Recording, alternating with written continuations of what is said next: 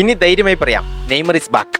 കാരണം കഴിഞ്ഞ 2022 ഓഗസ്റ്റിന് ശേഷം നെയ്മർ ആദ്യമായിട്ടാണ് 5 കളി അടുപ്പിച്ച് 90 മിനിറ്റ് കളിക്കുന്നത്. മാത്രമല്ല ക്ലബ് ലെവലിലെ 2022 ഓഗസ്റ്റിന് ശേഷമുള്ള ആദ്യത്തെ ബ്രേസും. യെസ്, അങ്ങനെ നെയ്മറുടെ 2 ഗോൾ ഉൾപ്പെടെ 3-1 ഇന്ന് സാന്റോസ് ജയിച്ചു കയറി. കളിയുടെ തുടക്കമൊന്നും നെയ്മറുടെ മാജിക്കൽ മൊമെന്റ്സ് ഒന്നും കാണാനുണ്ടായിരുന്നില്ല. പക്ഷേ 37-ാം മിനിറ്റിലെ നെയ്മറിന്റെ ഗോള്, യെസ്, അത് ടാപ്പിൻ ഗോളാണ്. എന്നാലും ആ ഗോൾ പിന്നീടുള്ള പുള്ളിയുടെ കളിക്കുണ്ടാക്കിയ ഇമ്പാക്ട് ചെറുതൊന്നുമല്ലായിരുന്നു. ചില ടച്ചും ടേണൊക്കെ കാണുമ്പോൾ നമുക്ക് പഴയ നെയ്മറിനെ വീണ്ടും ഓർമ്മ വന്നിട്ടുണ്ടായി. യെസ്, ഇതൊരു കമ്പാക്കിനെ തന്നെയാണ് സൂചിപ്പിക്കുന്നത്. ആസ് യൂഷ്വൽ ചാൻസ് കുറെ കിട്ടിയിട്ടും ആ ടീമിന് ഫിനിഷ് ചെയ്യാൻ സാധിച്ചില്ല.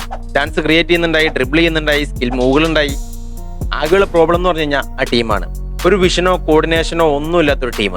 Yes, it is time to change. 80-ാം മിനിറ്റിലെ ടിപ്പിക്കൽ നെയ്മർ പെനാൽറ്റി കൂടിയായപ്പോൾ കളി കണ്ടവർക്കൊക്കെ ഒരു സംതൃപ്തിയായി കാണും.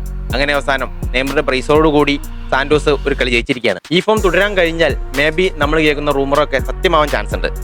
കാരണം നെപ്പോളി ഡിബ്രോയിനെ സൈൻ ചെയ്തിട്ടുണ്ട്, AC മിലാനാണെങ്കിൽ മോഡ്രിച്ചിനെ സൈൻ ചെയ്തു. സോ ഇവർക്കും ആവാം.